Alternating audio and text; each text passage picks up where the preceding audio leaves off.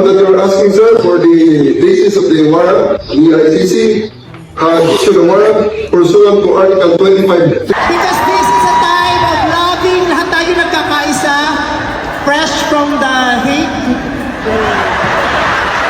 Bumati naman po kayo. Sa lahat ng kababayan, magtulungan tayo. Mga putang ina nyo.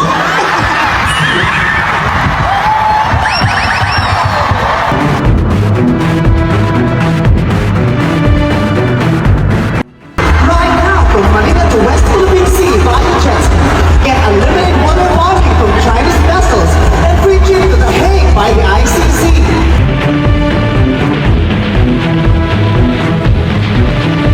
Phenomenal box office star na si Vice Ganda. Patuloy inulan ng batikos matapos pinagtripan ang dating Pangulong Duterte.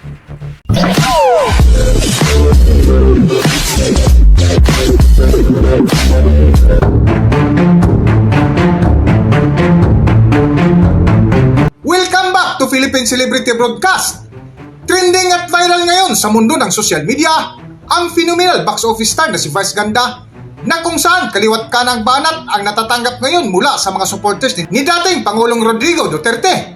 Nagugat nga ang galit ng mga Duterte supporters matapos patutsadahan ng TV host comedian si Duterte sa naganap na Super Divas concert nila ni Isia Songbird, Regine Velasquez sa Araneta Coliseum. Sa unang segment nga ng banat ni Vice Ganda ay nang umikot sa venue si Vice, na kung saan nakita dito ang unang nakaalitan na sina MC Moa at Lassie na kinausap ukol sa kasalukuyang Pangulong Marcos at dating Pangulong Rodrigo Roa Duterte na tila binastos sa pagkakulong nito sa The Hague, Netherlands, na hindi nagustuhan ng mga DDS supporters, lalo na nang bumanat si Lassie ng malutong na pagbumura. Ba't kayo natin dito?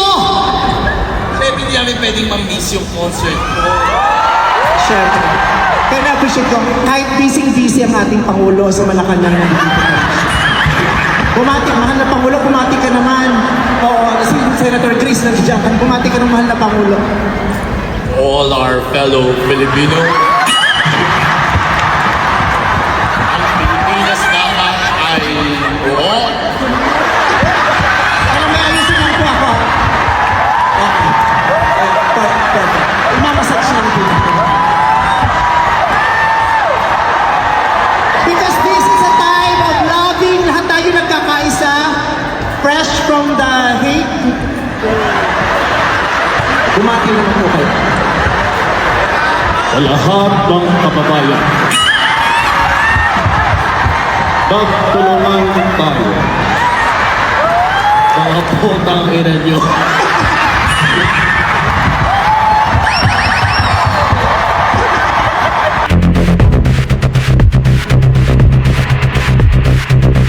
Sa kasunod nga na segment ng pangbabastos ni Vice Ganda sa dating Pangulong Duterte ay ang background music sa TikTok na Jit Jit Holiday, na marami ang nagsabing tila ang dating presidente na naman ang patuloy na pinagtripan ni Vice tungkol sa jet ski promise nito noong hinggil sa isyu ng West Philippine Sea, na kung saan dito bumagsak at sumadsad agad ang mga subscribers ni Vice Ganda.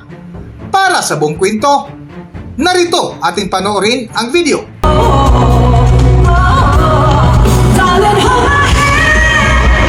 Nothing beats a jet ski holiday. Right now, from Manila to West Philippine Sea via jet, get unlimited water washing from Chinese vessels and free trip to The Hague by the ICC. Promo applies to DBS only. Big ones and BBMs are prohibited. Huwag niyo kong subukan ng mga putang ina niyo.